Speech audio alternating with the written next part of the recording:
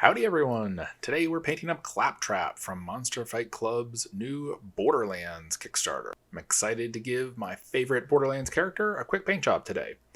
We're going to do this starting from a black primer, and the first step is going to be to dry brush everything with the silver metallic of your choice.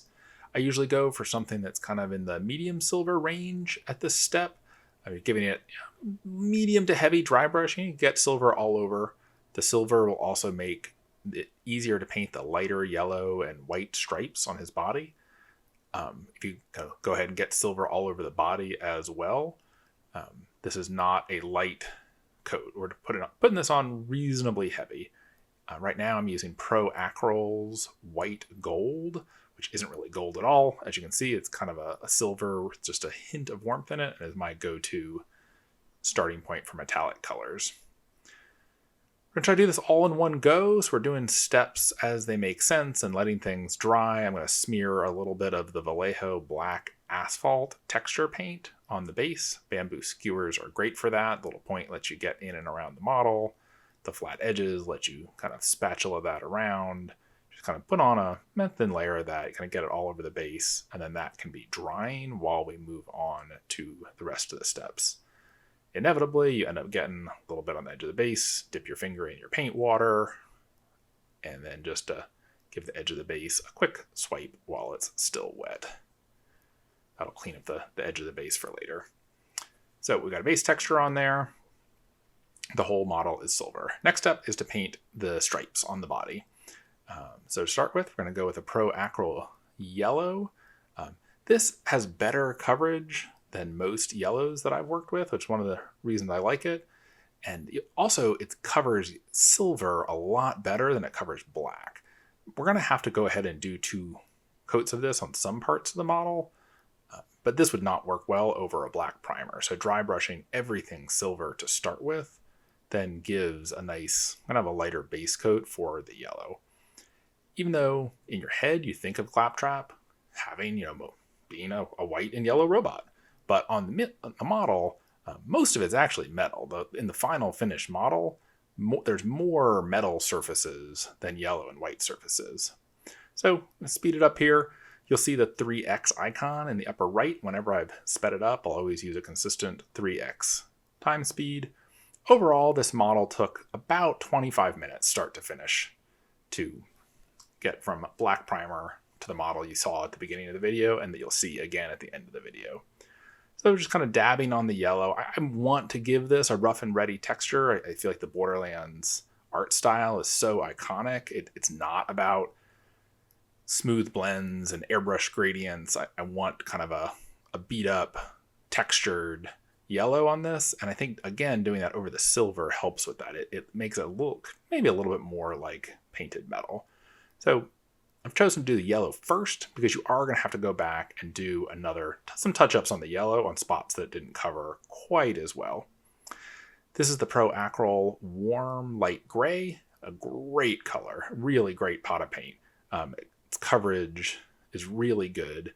Again, the coverage is better over the silver than it would be over the black, which is one of the reasons why when I'm starting from a black primer, my very first step will either be, if it's a robot-y sort of character like this, to do an all-over dry brush of silver, or often if it's a lizard, or we'll see in a future video, a skag, often start by putting down a base coat and then dry brushing or highlighting the whole thing with a lighter color. This bright warm gray covers the silver really nicely. We're putting on that distinctive Claptrap white stripe. And we're putting on the gray here because we want to be able to highlight it with white later. If you painted it with white now, you'd have to shade it to go down from there. One of the things that's really distinctive about Borderlands art style is the bold, bright highlights. So we want to just give ourselves a little bit of headroom to add those bright highlights later. Next to the yellow, that gray looks pretty bright. If you want to go for a dingier Claptrap, you could stop there. But you can giving it a white highlight later will really make it pop. So going in, just touching up the yellow again, a couple spots that didn't quite get as yellow as I wanted earlier. And then this will be a good base coat for the yellow highlights later. once you're happy with that, you could stop right here. You've got a base, you've got texture, you've got the distinctive yellow and white stripes, and we're only just a few minutes in at this point. If you were happy with that, you could call that model done, but we're going to take it a couple steps further. I'm going to put a little dot of the same light gray on the eye, his eye lens. And again, doing things in the order that makes sense. We want to do that now so that it's dry and we can put the blue on the eyeball in a minute or two. I like getting my paints out all at the same time, especially if on a short, quick little model like this. You really can end up doing the whole model from start to finish in one setting, which is what I did here. We got some Pro Acryl Dark Warm Gray on the tire. It's a nice rich color for tires and will look good once it's had a quick black wash on it. If you haven't already, go check out Monster Fight Club's Borderlands Kickstarter. It's a board game, but the miniatures really look great. If you're familiar with their cyberpunk miniatures at all, they're really nice sculpts, lots of detail, easy to paint. This model is painting up really nicely. So next step, we got the base coats all on. Make sure those are nice and neat. I think I paused the camera for a few minutes here to let everything dry, but acrylic hobby paints really dry pretty quickly. This is grab a Coke from the fridge, hit the bathroom, and you're ready to start washing it. I'm using the Nuln Oil gloss here. And I think for the Borderlands miniatures, it's going to be important to use the gloss version of Nuln Oil. The gloss version of Nuln Oil runs into the cracks and crevices of the model quite a lot better than its matte counterpart. That creates some of the distinctive black lines that you'll see in the Borderlands art. With the Pro Acryl yellow and ochre, we're going to mix those up a highlight color. For the yellow we base coated earlier. You could use just the pure yellow, but I like to use a little bit of the base coat in the yellow just to tie it in. So with the Borderlands art style, the thing that it's known for is the cell shaded, unnatural, air quotes, unnatural highlights. It's what gives Borderlands its really terrific look. And in a miniature, you can somewhat help replicate that by putting on big, fat, chunky highlights. If you've been painting miniatures for a while, or if you're new to this is actually a lot easier than doing smooth transitions and careful blending.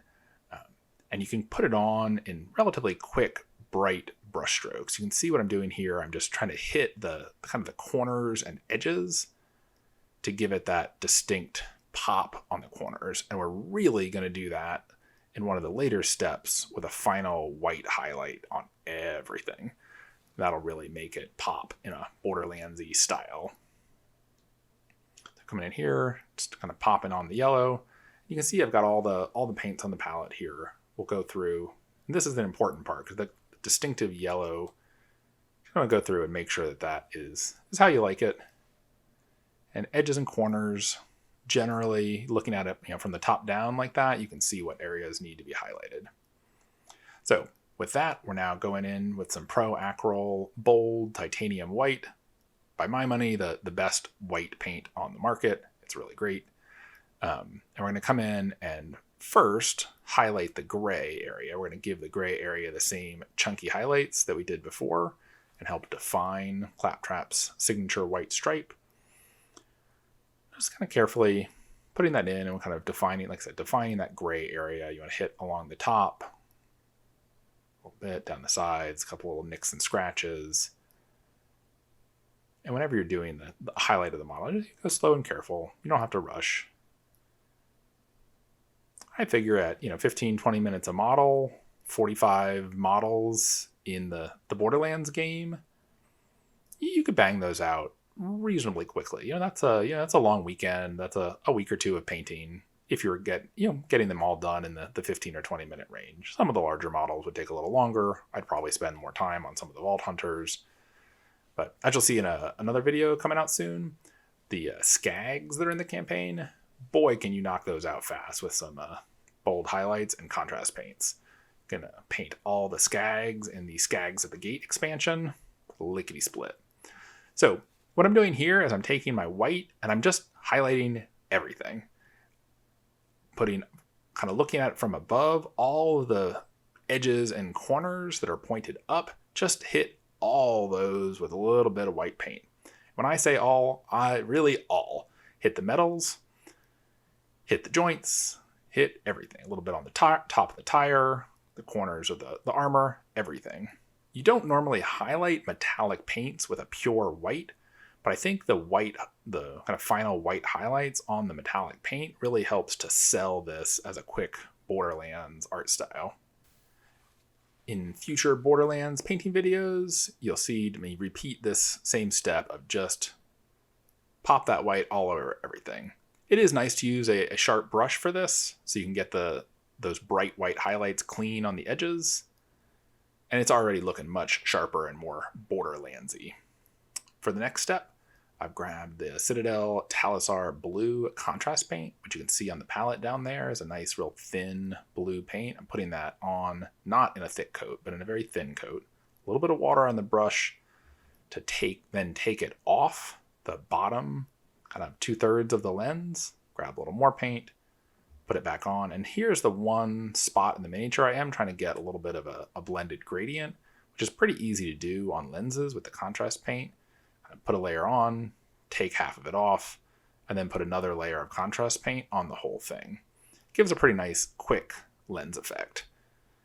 Put a real tiny, tiny, tiny little dot of white in the darkest part of the blue, and you're good to go. That's a quick, easy little lens.